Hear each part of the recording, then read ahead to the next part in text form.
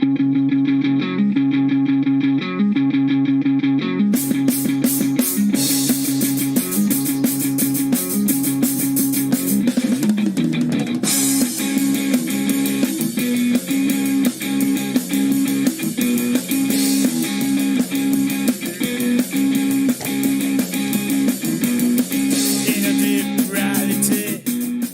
morning and welcome to Valley FM.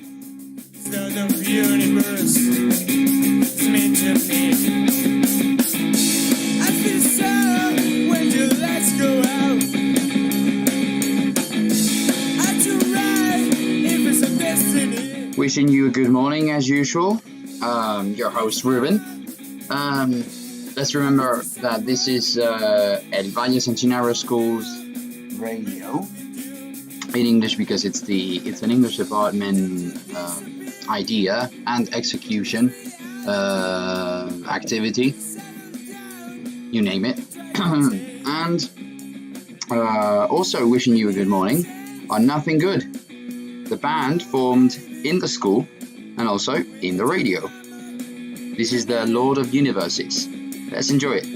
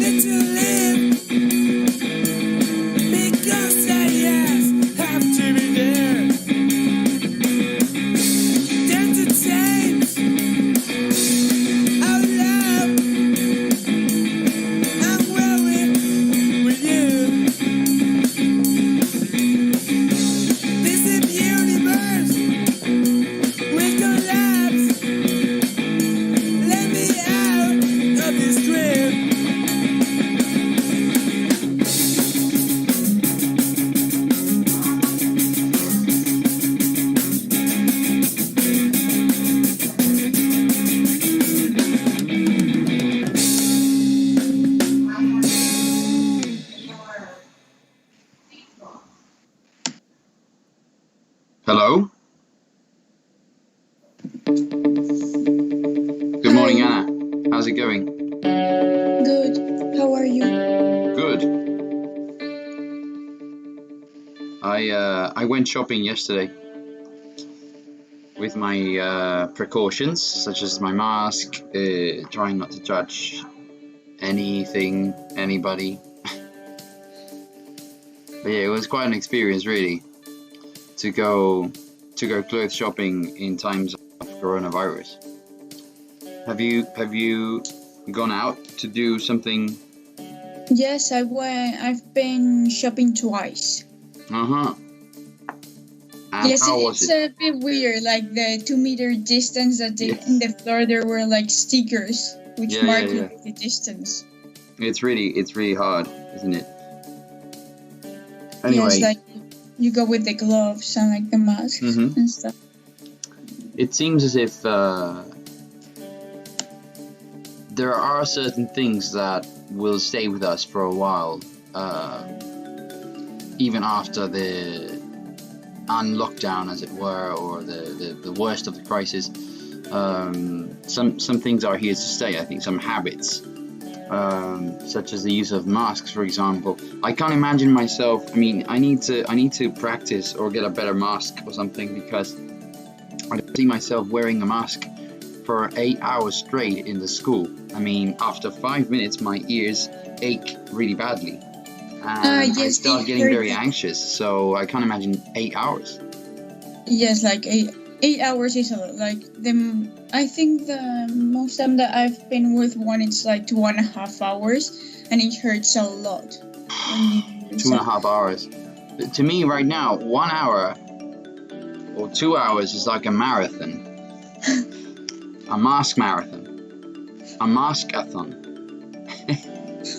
No, but all of them are really uncomfortable, and I hate them. But just like at school, we don't know how the things are going to be like. They were saying that maybe like the how do you call it? How do you say el polideportivo? Yeah, the sports center. The sports center, that they were going to do like some classes there.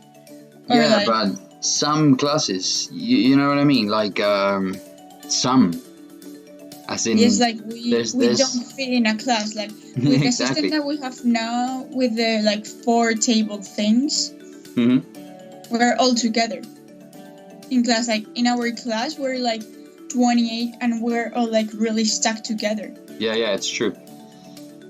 Yeah, it's gonna be a challenge for every school, not just ours. I think. Yes, because at least I think our school does have some like empty rooms that they don't use. Yeah, I mean, we'll have to see how we use it, but it's true that the school is really, really big. Our school is massive, and yet because of the number of students we have, just over 2,000, I think 2,200 or something like that, because we have so many students, we were starting to run out of space as well. So yeah, we'll see how we. Yeah, we'll have to see how we do it. Anyway, so today, if you're okay with that, I'd like to talk about things we've learned with coronavirus, thanks to the coronavirus pandemic. Okay. What do you think you've learned, Anna? I think I've learned a lot about like the type of things of you don't know how much you miss something until you lose it. Yeah, that's definitely something everybody has experienced, I think. You know, I've learned how to keep like my distance, because before I was so used to always being really near people, and now like, hey, like 2 meters, like, hey, don't hug, like, it's crazy. And like I had to learn how to do that because I wasn't used to. What about in terms of the activities you do in your spare time? How have you learned? How have you changed the things you do when you are on your own, let's say, or when you want to have fun? I mean, I don't think I've changed that much in that aspect. Like I never did any sort of like sport or like activity outside that I couldn't do now. So I think like for fun, yes, like I can hang out with my friends or something like that. But I think as far as like just being like alone at home, like you don't get bored that easily. Like you can watch series, you can watch a film, you can do anything. Yeah. Yeah, there's always something to do, isn't there? Yes, like for you it must have been harder since you seem like a person who really likes going like outdoors and stuff.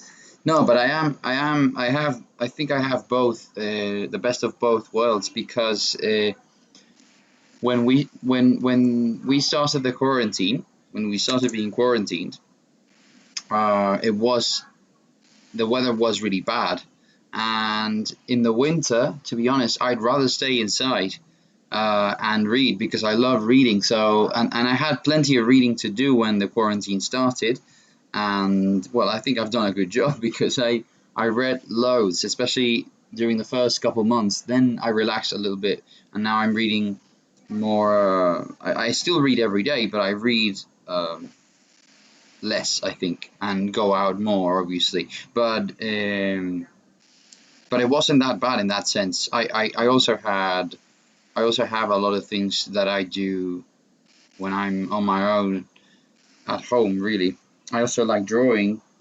I like writing. So I had all sorts of stuff to do, really.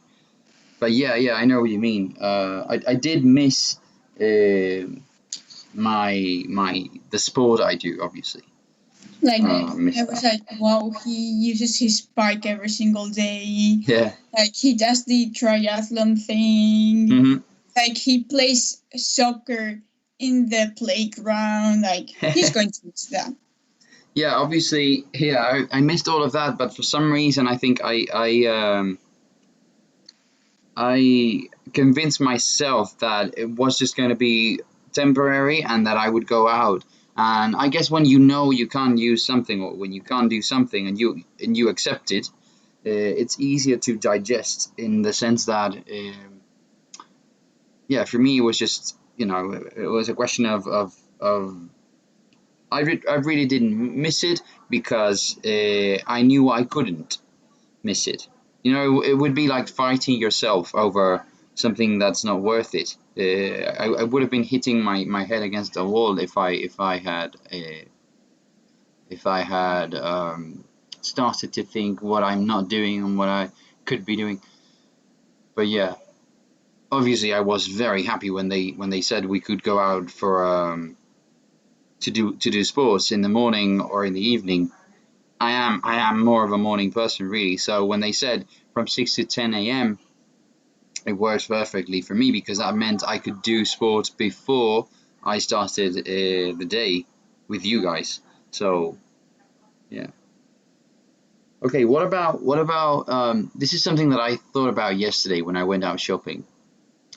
So right now there is very little we can um, or yeah, not very little, but we are used to communicating with our body, with body language, whether we are happy or we are sad. Sometimes whether we want to make ourselves friendly, be like show ourselves in a friendly way to others. So with a smile, basically, you can say a lot normally. But right now with the masks, you don't see smiles. I mean, you've got to smile really, really extremely for the smile to show underneath the mask. So it's something more. I think the only device we have now to show feelings to other people is the eyes, which they should be enough, but obviously they don't convey as much meaning as the smile. Let's say that's something I was Yes. thinking yesterday. So Like yeah, everyone with masks looks like a criminal. We all look like criminals. Like we're going to do something, yeah, which is really weird. Yes, for me, like if I smile, if I have another type of face, of you cannot see it, and yeah. I'm like you cannot really. I mean, for we also have like you have like the eyes, you have the eyebrows, which do have a lot of emotion, Mm-hmm. but I don't know if I could tell if someone is happy or not by her eyes. Yeah, that's true. That's true. Um, yeah. So I was thinking that yesterday, and then on the one hand, I thought it is much more difficult now to look friendly in the eyes of others. So sometimes, especially with strangers, like in shops, etc., uh, it's you have to choose your words more carefully because you're losing the component of, is he saying it as a joke? Is he trying to be friendly? Is he trying to be quite the opposite? Is he trying to be mean to me? You know what I mean? You've got to be careful. There are more misunderstandings now, I think. Yet I think it puts us all on the same level in a way, because with half your face gone, uh, it's gonna sound terrible, and what I'm about to say, and I'm gonna try for it not to sound so terrible. But I think physical prejudices are gone in a way, at least with the face, because you don't see the other person, so we're all more or less the same. We're just a set of eyes, and you don't really see a face. You can't tell whether the person is physically attractive or not, because you're missing. I think I would say more than half the face, really. 60% of the face is gone without the nose and the mouth and the cheeks. So and the chin. It's pretty much all of your face except for the. So anyway, what do you think about that? It's a good point. I think it's really. I didn't think about that. Yes, since you're only seeing like your forehead, your eyebrows, your eyes, like that's the only part. Yes, I think it really makes a lot of like the initial prejudices that you have. Yeah. I think it really gives a new impression of people. Yeah. Because before, like, to have a new impression of someone, you just looked at their face and just like try to figure out like, does it look friendly? Does it That's look right. annoying? Something like that. You just have that to play with. And now without that, I think everyone does look kind of the same. Yeah. So until we obviously get used to it and spoil it yet again or ruin it one more time, for the moment it puts, like I said, it puts everybody on the same scale, on the same level, and I think that's a good thing. That's not such a bad thing after all. It gives everybody a second chance, I think, of going into a shop and not being intimidated by the social prejudice they can feel, or the judgment they can feel when somebody's not very confident with their physical appearance or their facial appearance in this case. Yeah, and it makes you at the same time, because the only place where you can look now is the eyes to ascertain whether a person is looking at you, is lying to you, is like I said, being friendly to you or being mean. It also makes you have to look into their eyes as well, which is something that normally is a problem, because with phones and so many distractions these days, we've lost, I think, the habit of looking into people's eyes, which is, I don't know, if nothing else, it's a symbol of respect. I think if you're looking into someone's eyes as you speak to them, I think it's the right thing to do. I don't know what you think. Yes, I agree with that. And speaking about this and expanding on this as well, and this is perhaps, again, just an honest opinion, but this might throw new light into the way we see burqas and hijabs and stuff like that, because we've always there's always that debate about we keep saying how Muslims are the Muslim tradition, let's say, of covering women's faces with a hijab, I don't know how you call that, or a burqa. We always criticize this, especially here in the Western world, because we think that it's demeaning of women, yada yada yada, because men don't have to wear it, etc. But we also think with that it makes them look more dangerous, since it is always covering all their face except their eyes. And so what I was thinking is that now that we all look like that, we get to see as well certain positive aspects that perhaps we hadn't looked at. So we see things in a new light, or at least that's the way I look at it. So yeah, it's just, I'd never experienced it. I'd never had to wear that.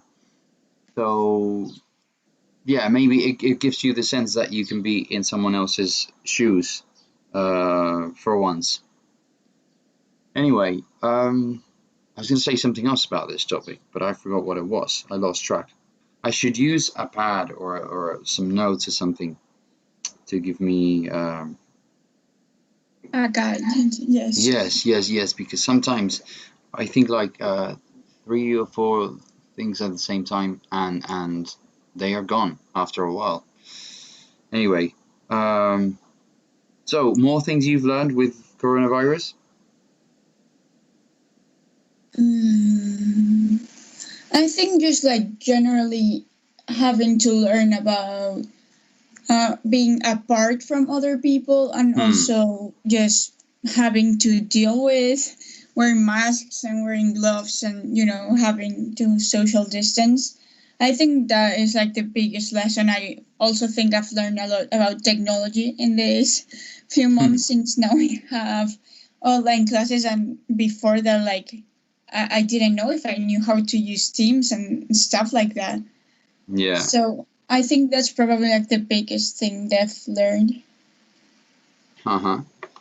That sounds very reasonable. It's true. I have also myself learned some things that I didn't know, such as the use of some tools that I had used in the past, but not so regularly, let's say, and not so efficiently. And yeah, you acquire some habits that are really worth keeping, I think. But anyway, any plans for the day today? Not really. Just I think I'm just going to stay here today. I don't have any like extracurricular class or anything, so I'll just take a nap. No, great. No, like I'm taking a nap every single day now. It's wonderful, a isn't it? You think it's a problem? No, but it is. I mean, if it's not a 2-hour nap in the middle of the day, it's okay, because it's actually healthy to sleep for 10-20 minutes to recharge the battery and be able to go for the rest of the day. So they say, anyway. But anyway, Anna, thank you very much for joining me today. I'll see you tomorrow. Yes. Have a great day. You too. Bye. Bye.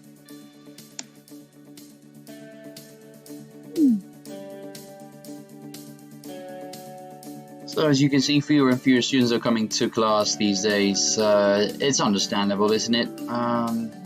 But Anna's always there. That's amazing. There are certain students that you just have to be thankful for, because if it wasn't for them, sometimes we couldn't get our motivation anywhere else. We wouldn't find the strength to wake up in the morning, really, if it wasn't for these guys like Anna. So thank you very much, Anna. Right, next up, I want to show something that I did. This is pre-recorded, but by now you will have noticed that every now and then I play something that is pre-recorded. So not everything we do is live on the show. We do have to take some breaks every now and then. Anyway, this that I'm about to show now is basically an experiment that I wanted to conduct some time ago now, in the middle of the quarantine period. We were learning about creative writing. We were learning about poetry in this case, and we asked ourselves the question: is music poetry? Is poetry music? Is every poem singable, or likely to be turned into a song? Can we turn every poem into a song? And so we did this experiment where we tried to analyze a trap song as if it were a poem. So the results up next.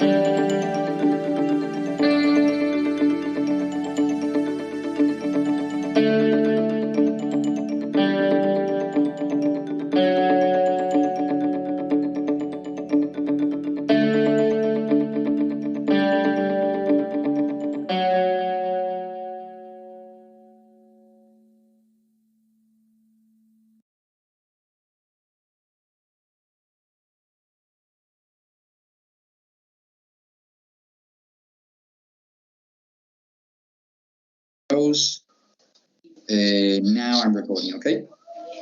So, yes.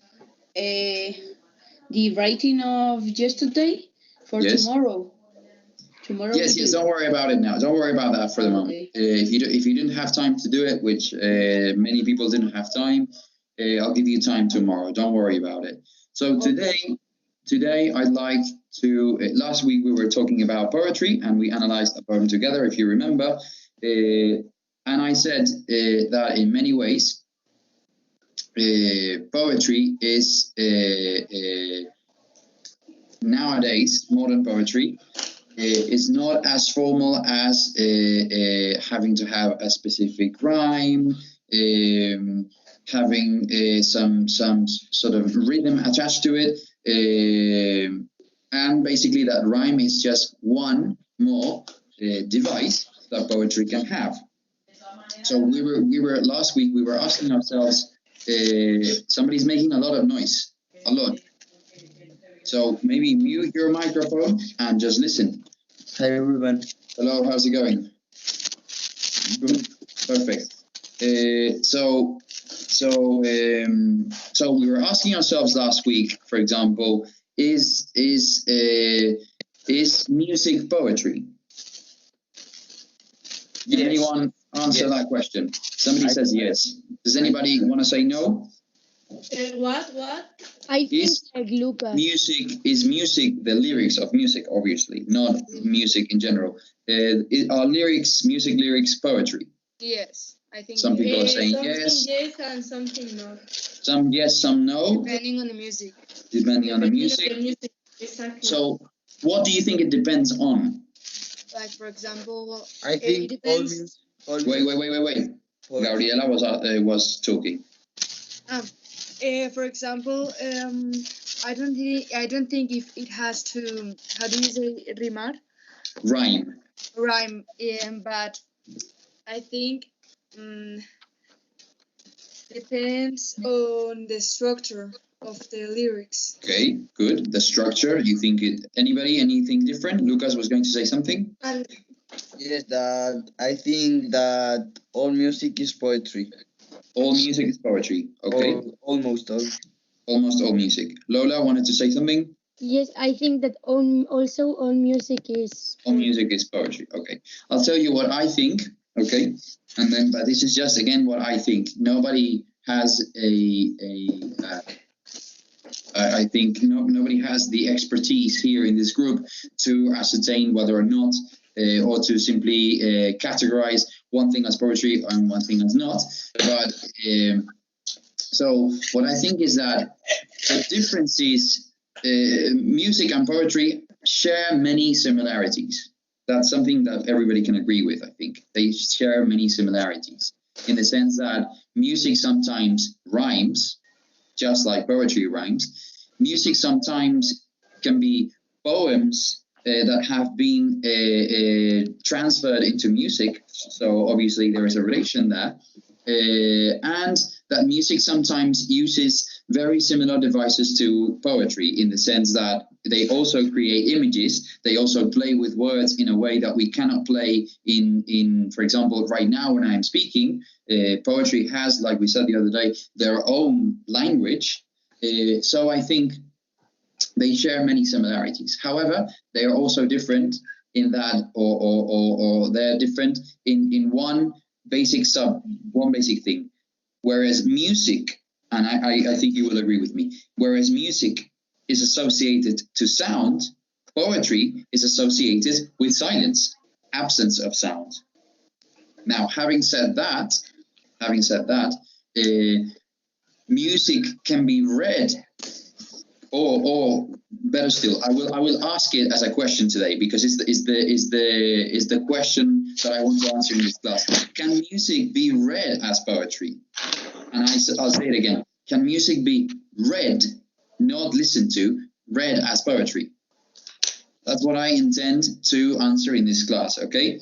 And to make it more twisted, let's say, and to give it more of a I think an interesting turn, we are going to use something that, formally speaking, would be on the opposite side, on the opposite extreme of the realm from poetry. So we have, on the one hand, the other day we talked about formal poetry. Somewhere in between, we said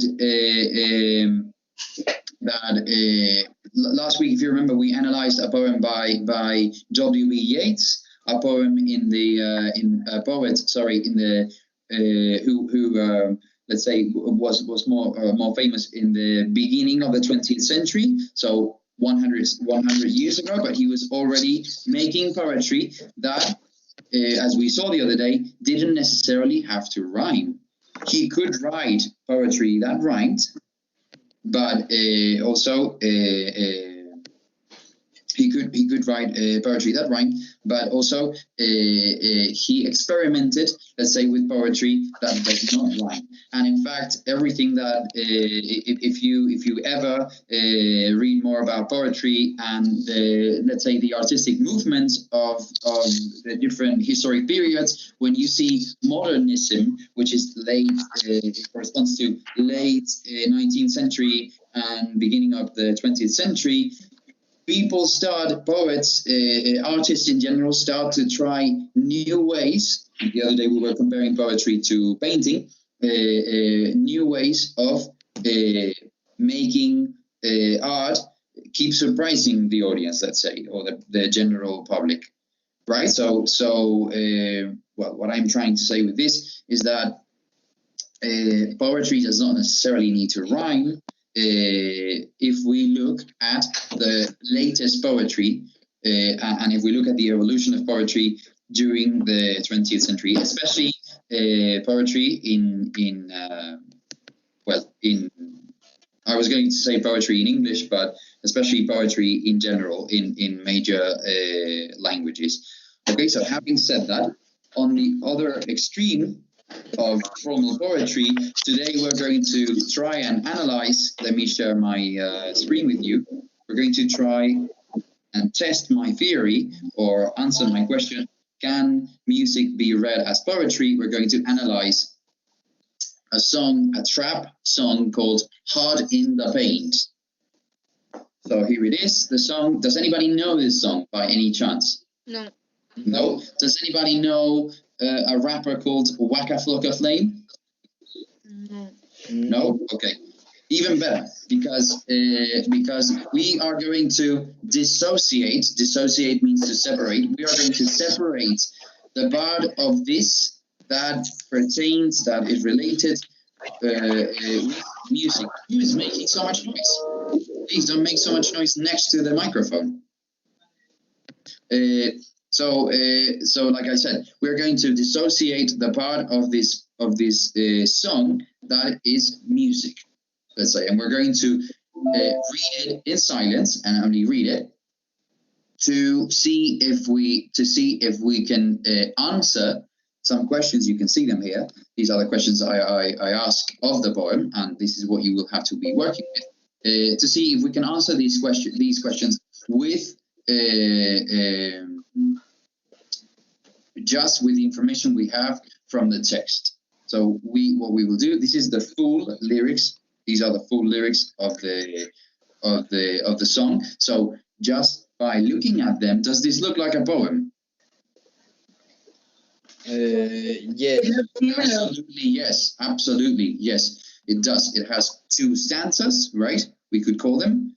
You remember we said stanzas the other day are this word in Spanish. I will not read it. It has 2 stanzas, more or less the same length of stanzas, meaning they have the same number of, I think they have more or less the same number of lines. I'm not sure. I think this one might have an extra line, but it's more or less the same length of lines as we're saying. It has a title and it has some sort of rhythm. In fact, the speaker of the poem, remember we said the other day, the speaker of the poem is not necessarily the author of the poem. Sometimes they are the same, but the voice of the poem is not the writer of the poem. It's simply a voice who we don't always know, but we can have some information about that, about who, not with a name obviously, but about who they are. I selected this answer to that question, in fact, to who is the speaker of the poem, by Anna Romana from 3B, because I think she understood it really well. She said that the voice of this poem is a black street boy, a neighborhood that turns into a rich person. And he is telling us his story. I think she portrays it very, very well. She does not say Waka Flocka Flame is the voice of this poem, because that's not the answer to that question, okay, when we analyze poetry. Now, what we're going to do together, let's say the part that we will do together, is I would like someone to read this poem for me, for the class. Then I will tell you a few words that I think you will want to know. I'll tell you how to find words that don't necessarily have their normal use in this poem, because as you know, rap and trap is associated with a specific community in a specific context, not necessarily a given country, but in a context. So some words are used within that context. In other words, some words are related or come from street slang, if you know what that is. Slang, does anybody know what slang is? Yes, the formal speaking. O sea, no, not formal. Yes. Coloquial. We could define slang with language of the street. Street slang, in fact, is language of the street. There are many types of slangs. You can also find formal slang, actually, but in this case, we obviously refer to street slang. Okay.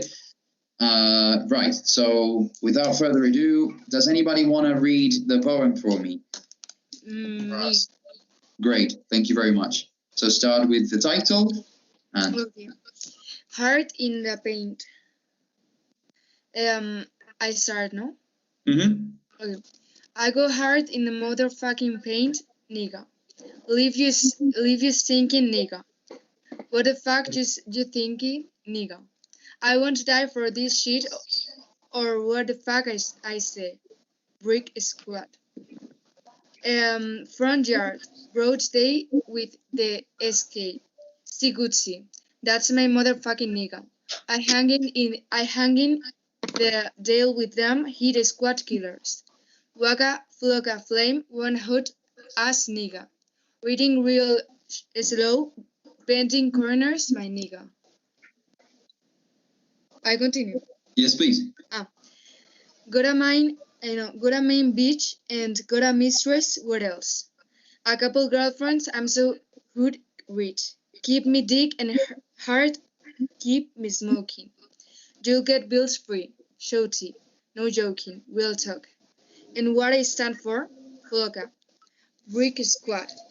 I'm die for this, so what is shouty? Shorty, we'll see it later. This is one of the... Man, I swear to God.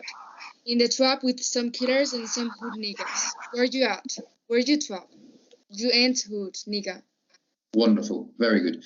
So as you can see, we are reading this. I know some of you, and you'll have to excuse me if anybody here finds this language too distressing. If you find it too offensive, you are free to leave the call and not do this activity. Okay? If it affects you in a way that you think I really honestly don't want to hear this kind of language, then you are free to go if you want to. Okay?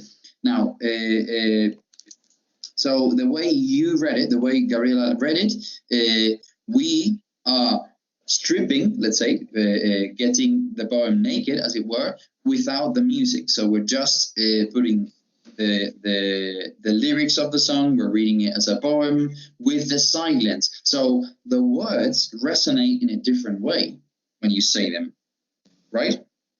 Yeah. It's not the same to sing than to say something. Words don't resonate the same way. So for the moment, it's still, I think, sounds like a poem. Now, the only things that I think I would let out, and this is the distinction I wanted to draw between music and poetry, and that's why I started like that. These things, for example, that are in between brackets, Brick Squad, What Else, Flocker, and all those things in the song are sung by a chorus. So some voices instead of him. So they sound like echo, let's say. Does that make sense? Mm. In music, you can do that. In poetry, you cannot do that. So this obviously is, again, let's go back to the beginning. Why is this different from a poem? Because it's not a poem, really. No, when they wrote it, they didn't intend this as a poem. So that's the only distinction. It's not a poem because it's not really a poem. But if we analyze the text without the music, then we can turn it into a poem. We are turning it into a poem by reading it, okay? So the same way a poem can be analyzed by looking at the imagery of the poem, in other words, the images it projects and it gives the reader, us in this case, the poem has a mood. Some poems are upbeat and they let's say they make you happy. Some poems make you sad, like the poem we read last week, for example. Some poems make you angry. Some poems make you anxious. Some poems. So this is one of the things. This poem obviously makes us feel something because there is a mood in the words that are being used. All these swear words, all these bad words, are intentionally there to represent something. Don't you think? Yes. What can you think? You know you have heard rap songs before. What do you think, or trap songs before as well? What do you think? Why do you think they swear so much? What? Why do you think they swear so much? Why do you think they say such bad words all the time? Because It's the way of express. Because Jose Maria said it's a way of expressing themselves. Lola was trying to say something. That is the language of the street, so maybe the author speaks like that in his Very normal good. life. He is. In fact, he's putting into paper, or music in this case, but analyzing it as a poem, he's putting into paper a specific language of a specific context. Now, what does that tell us about that context? Why do they have to be in the street, as Lola says? Why do they have to be? Why do they have to speak with profanity? Why do they have to speak with bad words? What's the use? What do they get from that? To the reader, to make the reader easier for understanding that language, like to more directly. I don't know. More directly. Okay. What does this language transmit? If I speak to you in a calm way, whereas if I speak to you with a lot of bad words and shouting, what do I sound more? Like an angry person. Like an angry person, exactly. Yes. So again, coming back to the answer to the mood of the poem, this obviously all these words are intentionally there to create an environment of anger, of aggressiveness. This poem is very aggressive, is what it is, if nothing else. Why do they have to be aggressive? Coming back to the streets that Lola was mentioning. Why? What? Why do you think they have to sound aggressive? How do you say desahogarse? To get it off their chest. So get it off their chest, like. To get what off their chest, for example. And to make the other people that is reading the poem to feel what the writer is saying. For example, to convey, very good, to transmit meaning of, I have something inside of me that I need to let out, yes, as you say, to get off my chest. For example, a tough childhood, because they keep repeating. If we go back to the words that I wrote here, one of them is hood. Hood stands for, it's short for neighborhood. In rap, there is the notion, always the idea that you belong or don't belong to my clan, to my squad. Again, here is somewhere there, squad, to my neighborhood, to the hood, they say, right? Especially in black communities, they speak a lot about the hood, representing more than just my neighborhood, the people who live around me. It's people who share with me the same economic income, the same values as a family, the same, like I said, the same tough upbringing, the same tough childhood. Not necessarily the same area, but normally it's also associated with the same area. They come from the same state, let's say, from the same class of society, right? Are these people rich people? I don't think so. Is this a poem that comes from someone who studied in university and had an easy life? No, obviously not. But that is also, so this language, look at how much this language is telling us. It's not just bad words put there for nothing. Those words are intentionally there because they have a very clear, target of people they are addressed to, and also because it is a code within this context that we're talking about. Okay, so I want to give you time.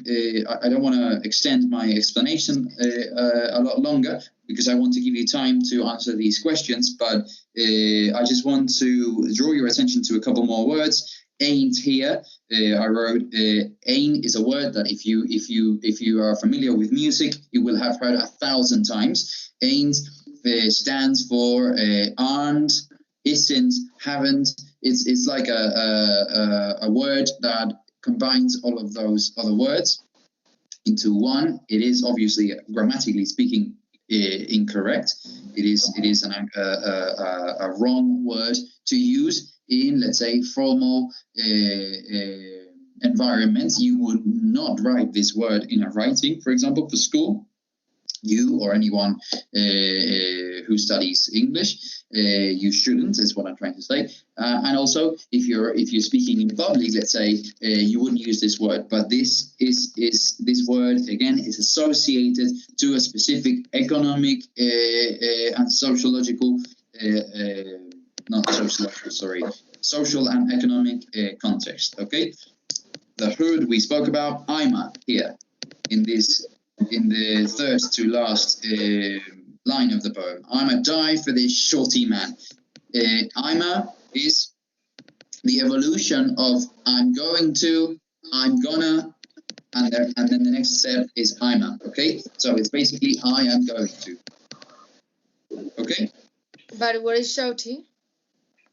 Shorty is a word that I'll leave you to search, but I will teach you how to search for that. For example, let's go back to the beginning. Most of these words you understand because you know those words.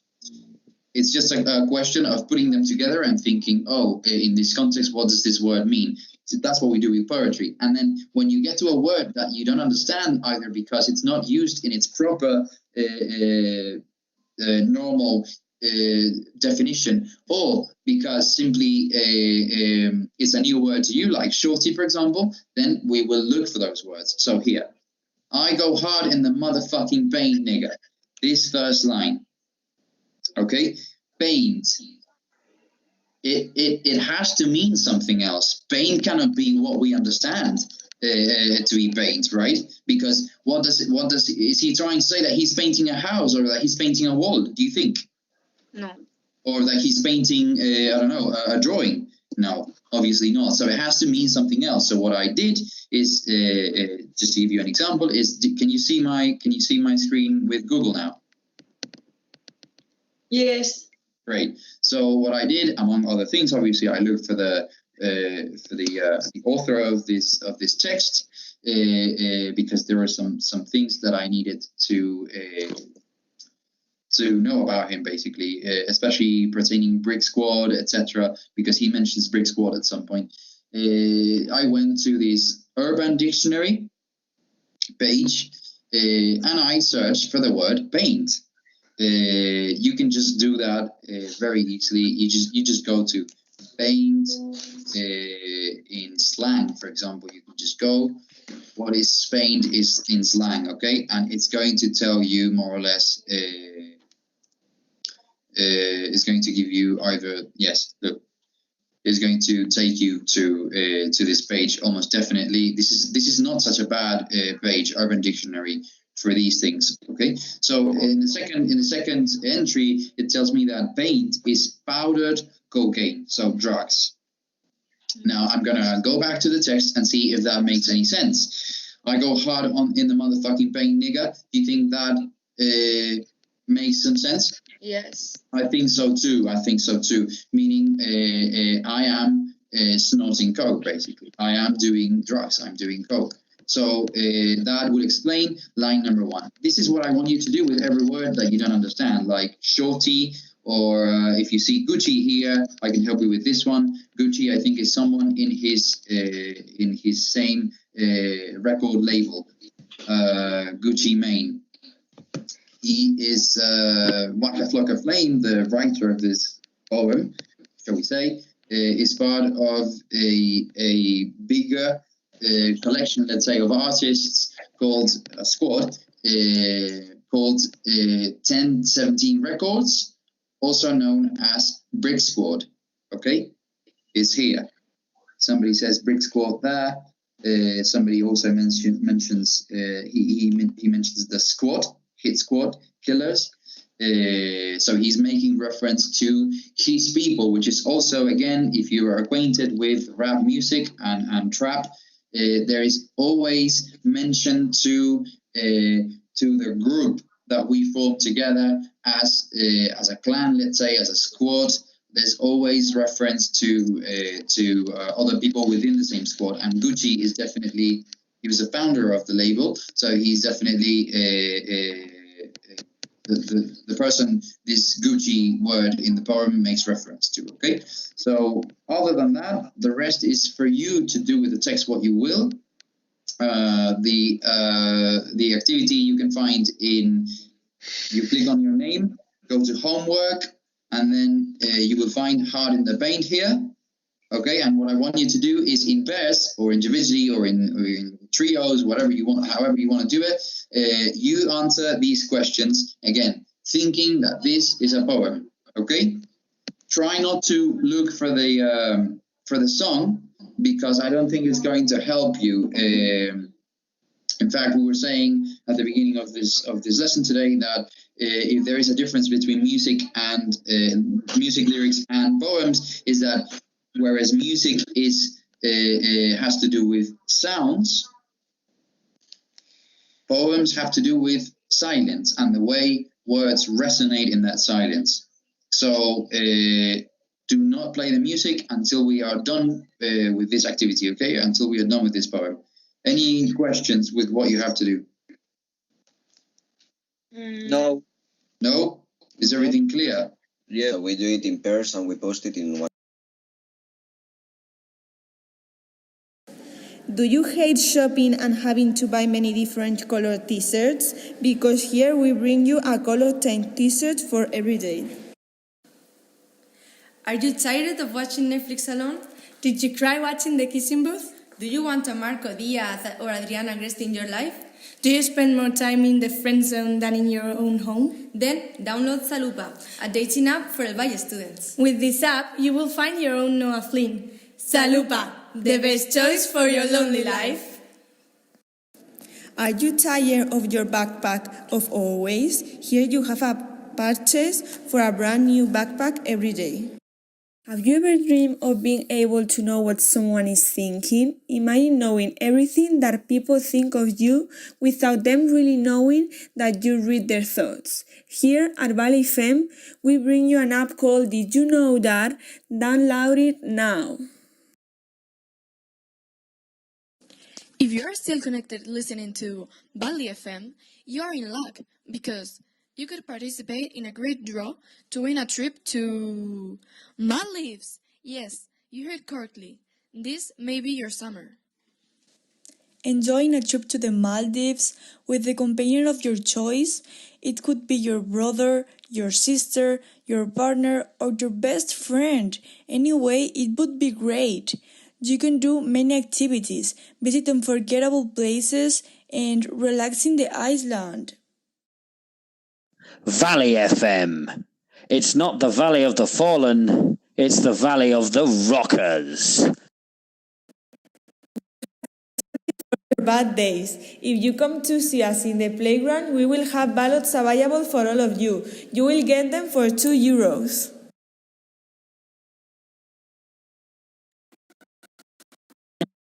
Pass that stupid subject? Do you need some help with the next exam? We have the best cheat notes of Fancinaro. We cover everything from ESO exams to bachelor exams. Buy two and receive a free German cheat note. Brutal cheat notes. Simply brutal. Es la leche. Tired of leaving school and having to take the bus? Do not suffer anymore. Now, with our premium limousine service, you can go home comfortably, and the best thing is that you will not have to share a seat with anyone. Before, at 50 euros a month, now only at 49,99. Do not miss this incredible offer. Call now and get your premium limousine service. Valley FM. Everything the light touches is the valley, valley, valley, valley. Aren't you tired of the clothes in your wardrobe that you no longer use? The ones that take away space for other new clothes? Well, the new Vinted platform, an expert in trends, is responsible for ensuring a safe and effective purchase and sale of your favorite outfits. We have a large number of users with whom you can chat throughout the page and agree on the price that you choose.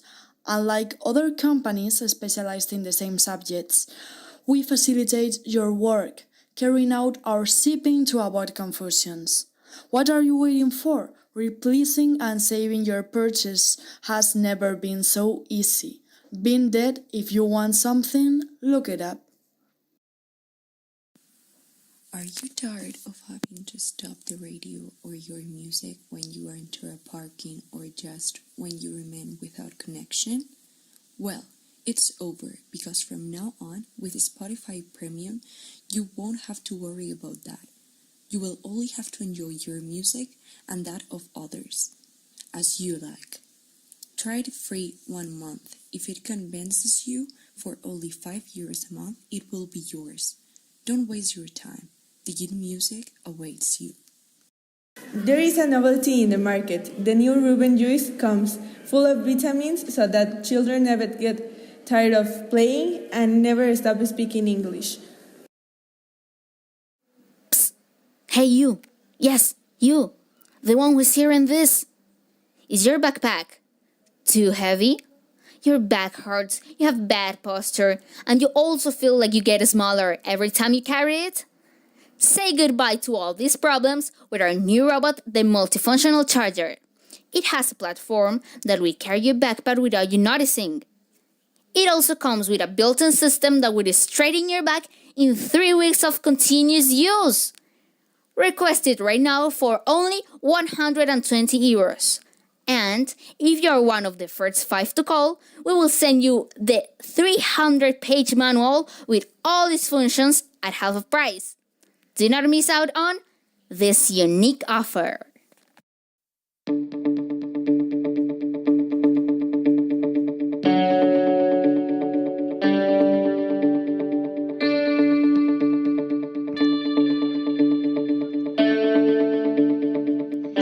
we're back from our break, and I hope you enjoyed the little experiment we did with our with my students about the trap song being read as a poem. Do let us know in the comment section, please, if you think that's if you agree with us, if you think that can be read as a poem, if you think any type of music can be read as a poem, or the opposite, if you don't think music and poetry are the same, or you have the key to why they don't, please do let us know. We love building a learning teaching community. Anyway, next up is one of our reporters at large, one of our reporters really, in the Valley FM club, as it were, because it is a radio workshop really, so it is like some sort of club of nerds that we are. Anyway, one of our nerds, one of our journalists, Marcela, her name is, had the idea to interview her parents for two reasons. One, because she's very proud of them, and that I find wonderful and very beautiful, and also very cute. The second reason being that her parents speak very good English and can relate their experiences and their job experiences, I think, life experiences in general, in a very understandable way, in a very sensible way. So let's hear it. Let's see what Marcela has in store for us.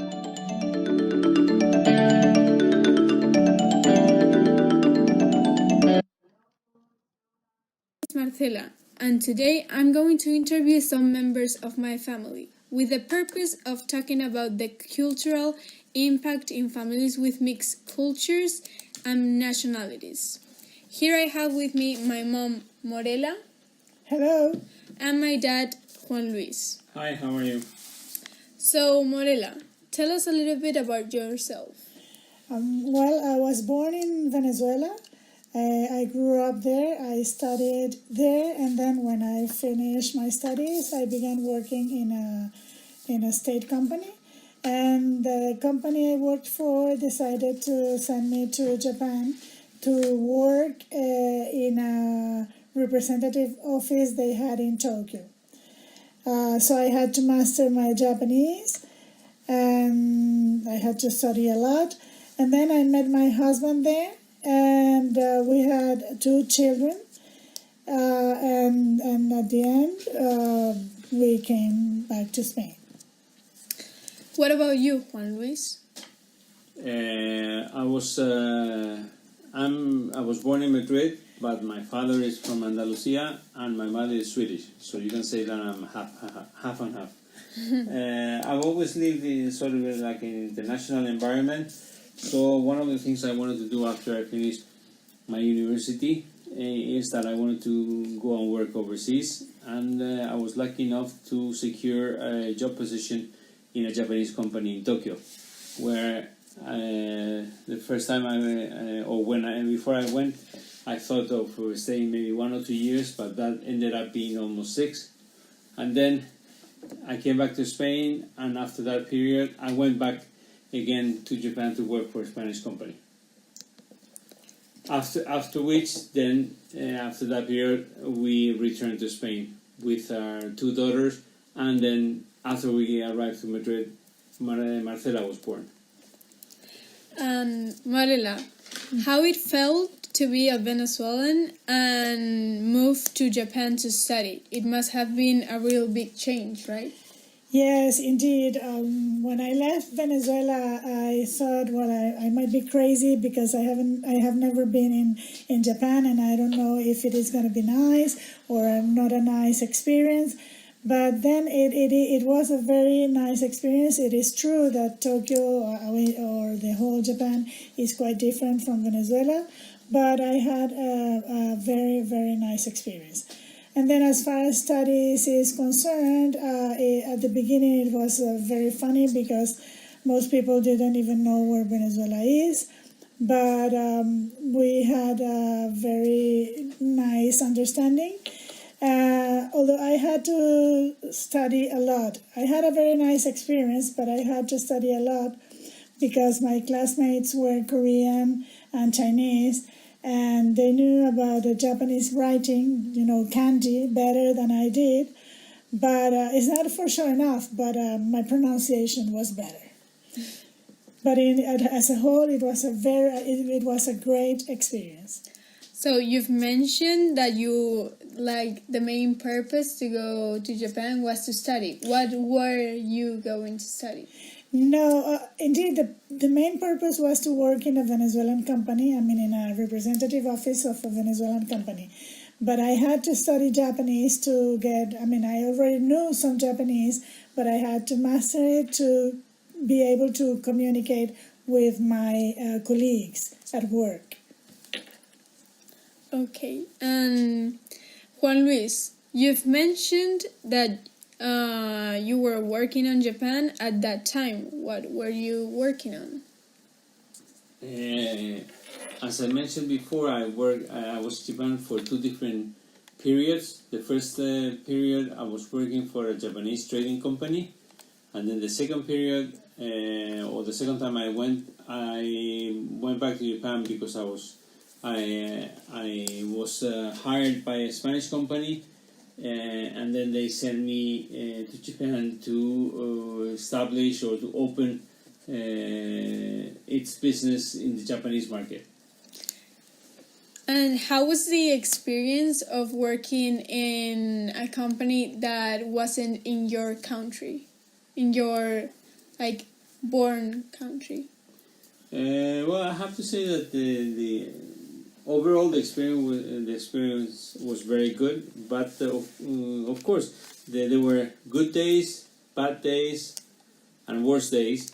But the overall experience, I would recommend it to anybody that wants to do it, because it helps you to develop yourself. It helps you, of course, with your language skills, and it helps you develop or to learn other people's cultures, not only culture itself, but also language, education, and business practices.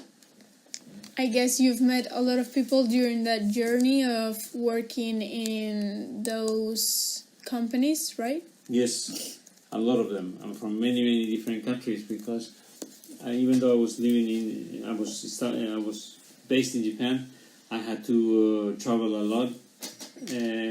The first period I traveled all over the world, and then the second period I was based in Tokyo, but I had to travel all over Japan because we had to somehow develop the business of the Spanish company in Japan. How interesting. And when you arrived to Japan, you had to learn the language, or you already knew some Japanese? Before I moved to Japan, I took some Japanese language lessons, but I didn't study that much. So when I arrived to Japan, I almost had no knowledge of the language. Unfortunately, I have to say that I had very little time to go to school, to Japanese language school, and to study. So more than anything else was something like on-the-job training, in the sense that I had to study on my own and also learn from other people's pronunciation. But a lot of times what other people taught me. So your colleagues from the work and friends you met in Japan were helping you on your Japanese? Yes, you're correct. As you said, my work colleagues and also my Japanese friends that I met there, those are the ones who taught me a lot of my language, my Japanese language skills. That's really good. You've lived in many other countries apart from Spain and Japan before moving to Japan, am I right? I lived for some time in the United States because my father was transferred. He his company transferred him to New York. But even though I was not living there for a full year, I was an average of 4 to 5 months a year for almost 5 years. So altogether it was sort of a long time. Also, I lived for some time in London, and not that much, and also for some time in Paris. But those were very short periods. And meanwhile, you were in the U.S. Like, in what part, in what city of the U.S. you were on? We were living in a place called Westchester County, which is very close to New York City, in New York State. And you went there, those 4 months were during summer, or you had to go to school or high school there? Basically were during summer holidays and also Christmas holidays. So I didn't go to school there. But what I did while I was there, I did some volunteer work in a hospital. Like as a doctor, or? No. There's something called volunteers that they hire teenagers, either high school students or college students, to help around the hospital and to take patients from one place to the other, or run errands around the hospital. Wow, that's really nice. And how old were you when you were doing that? I started when I was 15, I think, and I did it until I was 18. And what about you, Marcela? You lived in another countries while you were younger, or not? No, I just lived my whole life in Venezuela before going to Japan, not in any other place. What was your father doing in my father was an engineer, and he was a politician, and he was in charge of the biggest state of Venezuela, which is in the south. And there you can find, that Venezuela is very famous for oil. But the south, it's all those resources which are not oil. That is aluminum, iron ore, or hydroelectrical energy, and is in the south and is the biggest state of the Venezuelan country. And how did it feel to be the daughter of the politician, from the greatest state of Venezuela? The thing is that I was very little when he was presiding, if I may say, that state. And I don't think I remember vaguely what I lived while we were there. That was for 4 years, and it started just the year when I was born. So when I was 4 years, I don't have any recollection of that. Okay. And how was it like to have 2 daughters in a country that wasn't your born country? For me, it was a very nice experience. I would say that I would recommend any woman in the world to have their children in Japan, because in Tokyo, I had the children, both of them, in a Catholic hospital, and all the personnel of the hospital was very well prepared. There were nuns that were helping you, and there were also many people who are very well prepared. And you were taught how to do things with your baby from the very beginning, which is something I appreciate very much, because when you have the first baby, you don't even know what to do. And my mother is not anymore in this world, so she couldn't go there.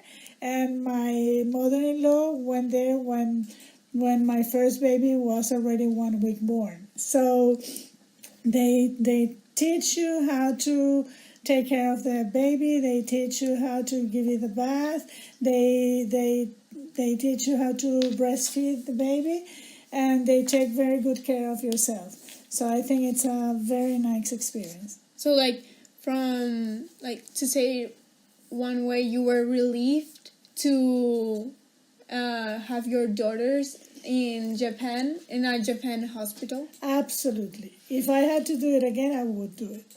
Like, it was really that good? Yes. And from your point of view, Juan Luis, how was it having two daughters in a country that wasn't yours? It was. I mean, it was good, but sometimes, even though we had some help, some person that would babysit for the kids for us, but still, every once in a while it was somehow tough because you didn't have. You had friends, but you don't have family. So you sometimes, if we had, if we needed something, we could not get the help from our family, or you didn't have the family network that could help you. But still, it was good, and I think the experience for the kids was very good. And overall, as Marcela said, it was very good. And if we had, I think that if we had to do it again, we will do it. We would do the same thing. That's cool. And after all that years, why did you decide to move to Spain and not to stay in Japan? What happened was that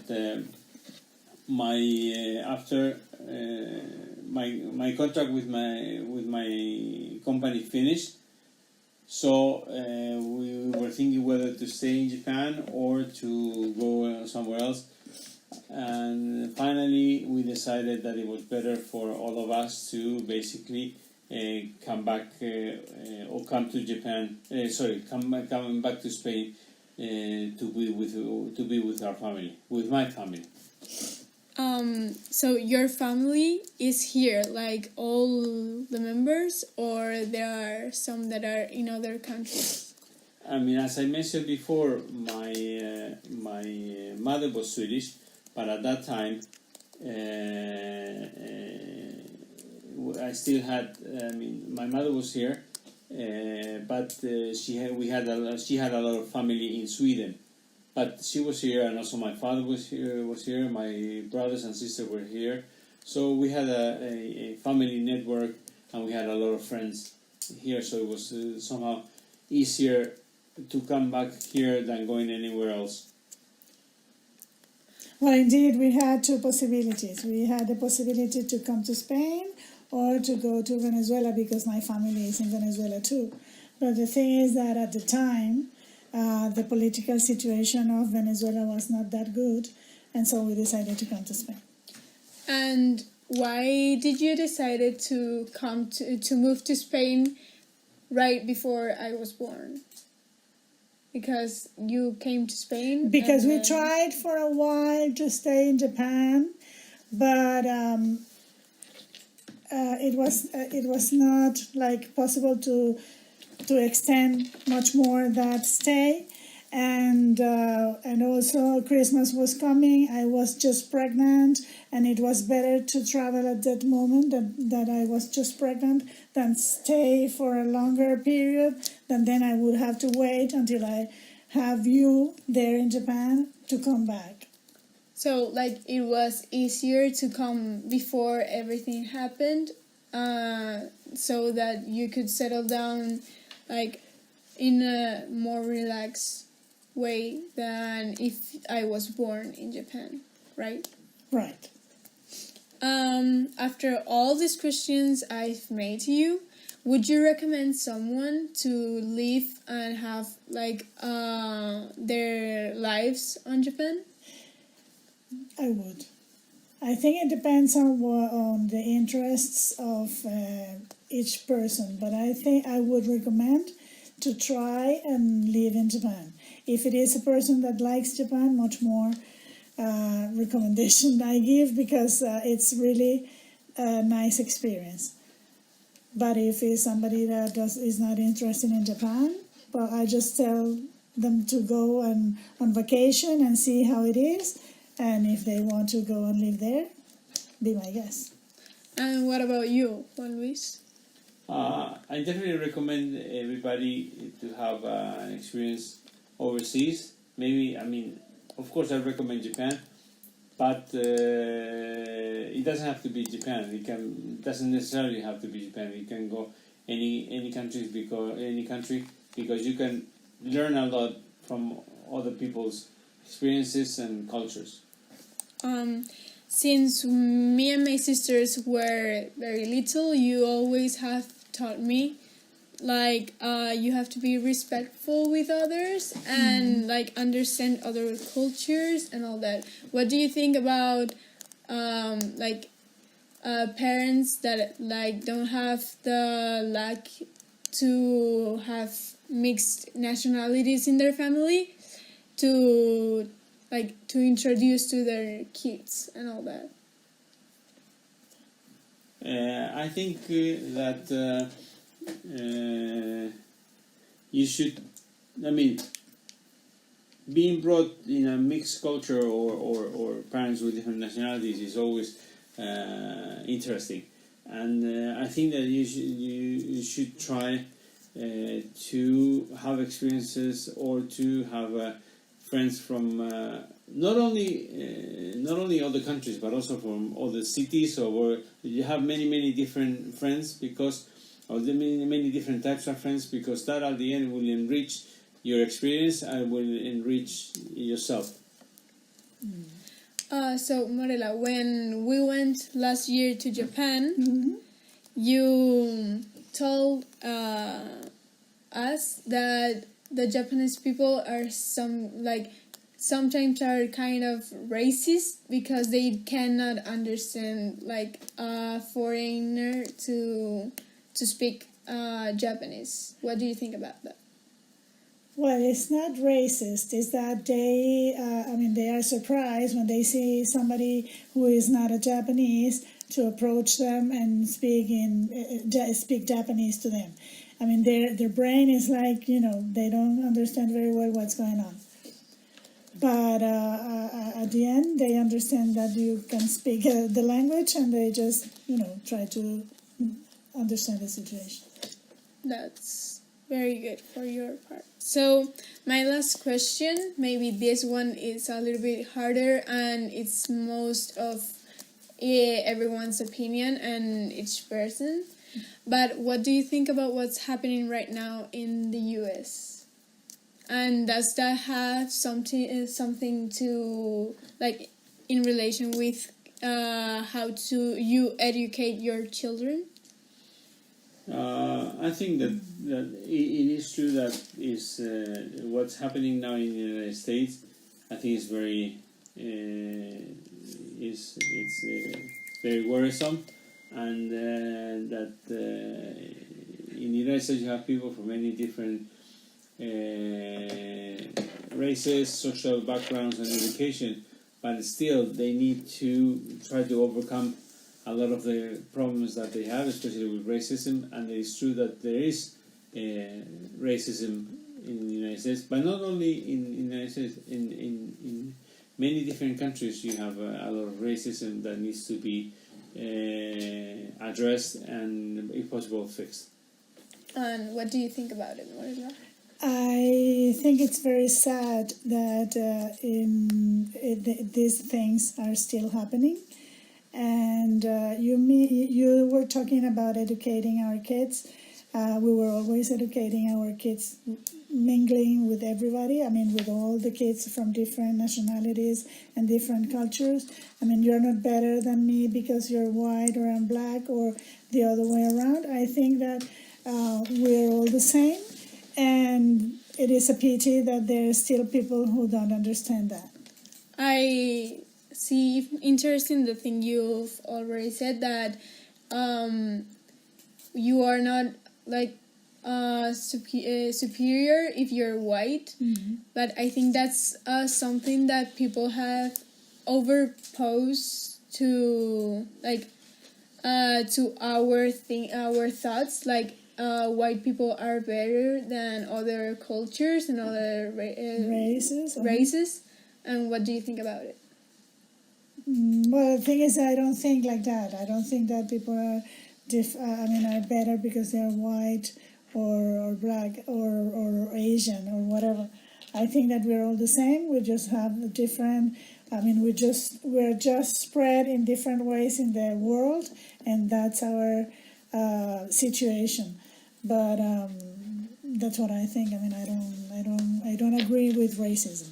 Finally, I would like to say that my sisters and I have really strong opinions about certain subjects.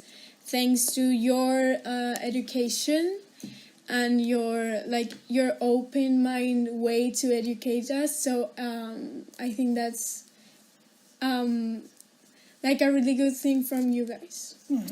Thank you. And thank you for being here and for answering my questions. And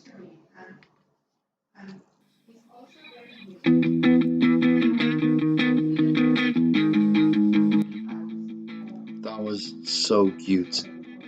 I mean, it got even emotional at the end. I agree with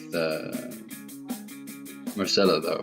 That's the right way. That's the way I would like. I'm not going to say that's the right way because everybody has different ways to raise their children, but that's the way my parents raised me, and that's the way I'd like to raise my kids one day. Open to conversations and discussion always, and strong values. Well, that was it for today. We'll be back tomorrow with a lot of stuff. Wednesdays is one of our big days. We have debates aplenty. I'll see you guys tomorrow. Bye.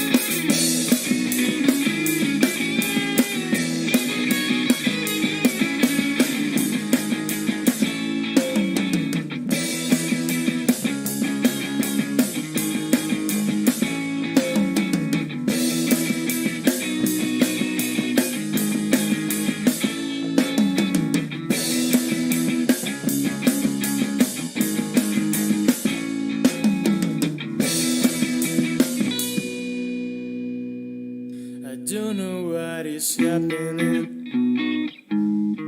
Give me an opportunity. You said that you belong to me. Now you are ignoring me.